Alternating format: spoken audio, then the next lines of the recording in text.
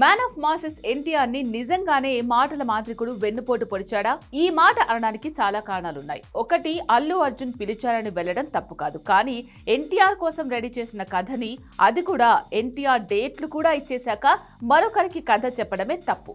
అలాంటిది God of war project ని మరోవైపు తీసుకెళ్లడం డెఫినెట్ గా నమ్మక ద్రోహమే అవుతుంది. కానీ ఇవన్నీ కేవలం ఫిలిం నగర్లో చక్కర్లు కొట్టే ఊహాగానాలుగానే చెప్తున్నారు. ఏది కూడా అఫీషియల్ కాదు.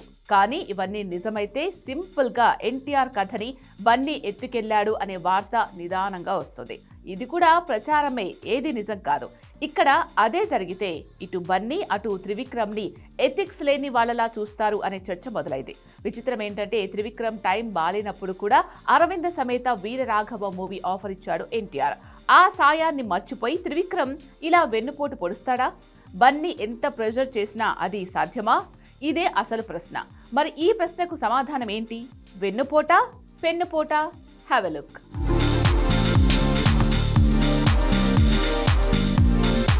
Man of masses versus icon star అనే కంటే ఇద్దరి మధ్య నలగకుండానే నలిగినట్టు నటించే త్రివిక్రమ్ మాయా ప్రపంచం అనాలి.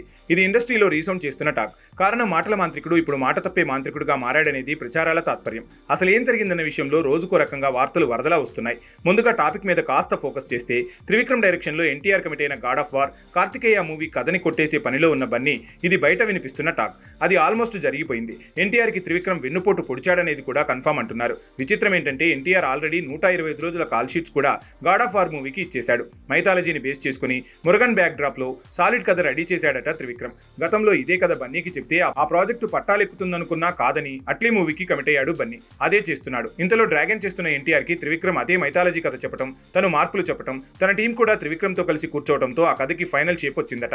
ఇక సమ్మర్ లో డ్రాగన్ షూటింగ్ పూర్తవుతుంది. ఆ తర్వాత గాడ్ ఆఫ్ వార్ షూటింగ్ మొదలనుకున్నారు. కానీ ఇంతలో ఇదే కథ బన్నీకి త్రివిక్రమ్ చెప్పాడని తెలుస్తుంది. కథ రాక్ సాలిడ్ గా ఉందని, బన్నీకి తెగనచ్చిందని తెలుస్తుంది. అసలు ఎన్టీఆర్ కమిట్ అయిన కథని మరో స్టార్ కి వినిపించడమే తప్పు. అలా బన్నీ వినాలనుకోవటం కూడా తప్పు. ఈ తప్పులు సరిపోవని ఆ ప్రాజెక్టు బన్నీ చేయాలనుకుంటున్నాడనే వార్త వైరల్ అయింది. నిజం చెప్పాలంటే త్రివిక్రమ్ అజ్ఞాతవాసి పంచుతో అడ్రస్ లేకుండా పోయే టైంలో అరవింద సమేత వీరరాఘవ మూవీ చేసి గట్టెక్కించాడు ఎన్టీఆర్. అలాంటి హీరోకి త్రివిక్రమ్ వెన్నుపోటు పొడుస్తాడా అన్నదే ఇక్కడ ఎథికల్ గా ఎదురవుతున్న ప్రశ్న. గుంటూరు కారం టైంలో కూడా ఎన్టీఆర్ కి మైథలాజికల్ కథ చెప్పాడట త్రివిక్రమ్. అప్పుడు నచ్చకే త్రివిక్రమ్ సినిమా చేయలేదు. దీంతో రూటు మార్చి మహేష్ బాబుతో 2 కథలు మార్చి గుంటూరు కారం తీసి అభిమానుల కంట్లో కారం కొట్టాడన్నారు. ఇప్పుడు అదే కథ బన్నీకి చెబితే తను నో అనటం, ఆ కథలో చిన్న మార్పులు చేసి ఎన్టీఆర్కే మళ్లీ చెబితే తను కొన్ని మార్పులు చెప్పి ఫైనల్ స్క్రిప్ట్ లాక్ అయ్యాక డేట్లు ఇవ్వడం జరిగిపోయింది. ఇలాంటి టైంలో త్రివిక్రమ్ ఇప్పుడు బన్నీకి షిఫ్ట్ అయితే చరిత్రహీనుడవుతాడనే మాటలు వినిపిస్తున్నాయి. బన్నీ మీద కూడా ఎథిక్స్ లేని వ్యక్తిగా చరిత్రలో మచ్చపడిపోతుంది.